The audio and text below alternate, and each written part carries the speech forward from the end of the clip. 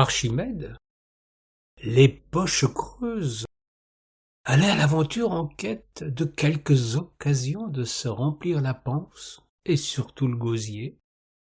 Il n'avait que son courage, sa bonne mine et un peu de jugeote pour gagner le peu qu'on voudrait bien lui céder, contre un service, un sourire ou un bon mot.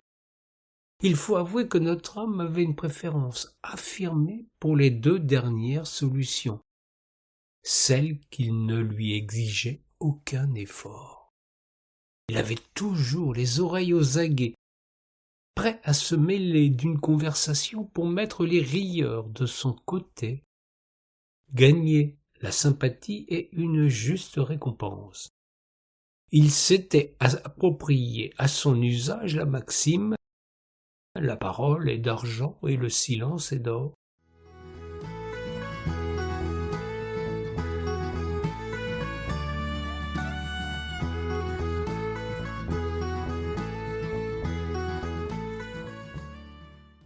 En laissant traîner ses oreilles un peu partout, toujours à l'affût d'une conversation ou d'une querelle, pour laquelle son à-propos ferait des merveilles et quelques menues monnaies.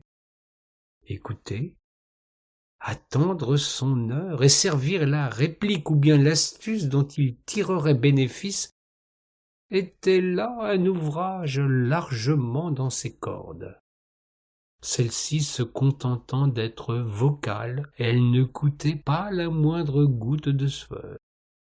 Voilà bien la meilleure manière de faire la manche sans se salir les mains, aimait à dire cet incurable feignant.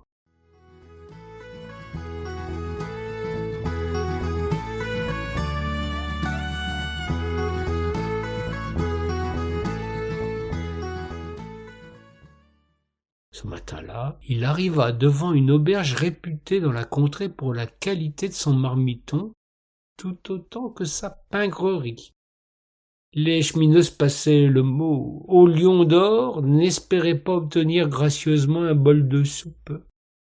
Le patron est chiche tandis que la soupe n'est jamais au menu.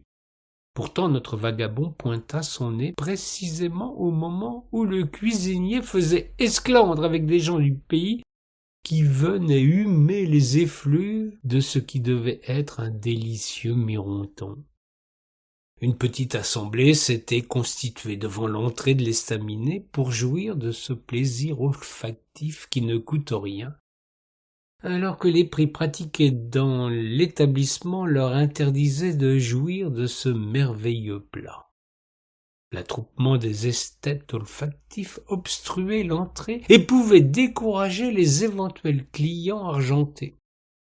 Le patron, furieux, réclamait à tous un sou pour le prix de ce fumet dont ils avaient tous profité.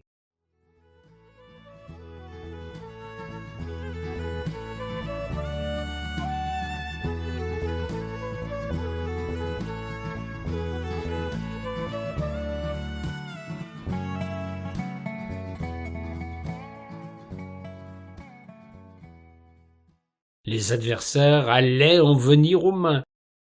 Les pauvres gens de prétendent que l'odeur d'un excellent plat appartient à qui veut bien la sentir, tandis que l'avaricieux cuisinier estimait qu'elle méritait une obole. Les positions étaient irréconciliables. Les esprits s'échauffaient, tout comme le plat en question qui menaçait d'accrocher au fond de la marmite. C'est alors qu'Archimède se mêla à la querelle. Il attrapa sur le rebord d'une fenêtre un petit pot en grès vide et proposa de régler la controverse de manière fort simple. Tous de se calmer devant l'irruption au milieu de la mêlée de ce drôle de personnage dégingandé. Le vagabond réclama quelques pièces afin de prouver que la requête du patron était totalement injustifiée. La réputation d'Archimède le précédent, il se trouva bien une dizaine de querelleurs pour mettre un sou dans la boîte, se doutant bien qu'ils allaient bénéficier d'une de ces facéties dont le chemineux avait le secret. Ravi du succès de sa demande, notre homme s'adressa au patron, de plus en plus sur ses gardes. toi qui prétends faire payer l'odeur de la cuisine, je sais comment payer celle-ci à sa juste valeur. Acceptes-tu de m'en faire profiter si je démontre à tous comment s'y prendre?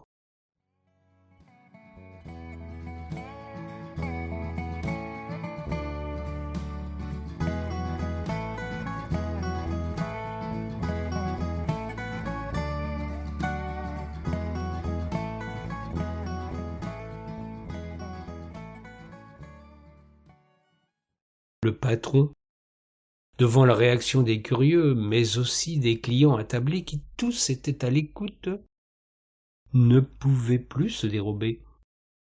Il tapa dans la main d'Archimède, conscient qu'il allait être le dindon de la farce, ce que, du reste, il avait bien cherché. Le silence se fit. Notre facétieux vagabond agita à l'oreille du cuisinier son petit pot contenant des pièces. Il le remua vivement pour en faire teinter son contenu et déclara: « Toi qui veux faire payer l'odeur, le bruit de l'argent te suffira amplement. » Il y eut un énorme éclat de rire. Archimède mangea à sa faim, conserva les piécettes qu'il avait récupérées, tandis que le patron ne fut pas perdant, puisque de l'attroupement bon nombre de curieux, malgré le prix, franchiraient aussi la porte de l'estaminet, entraînés par leur hilarité.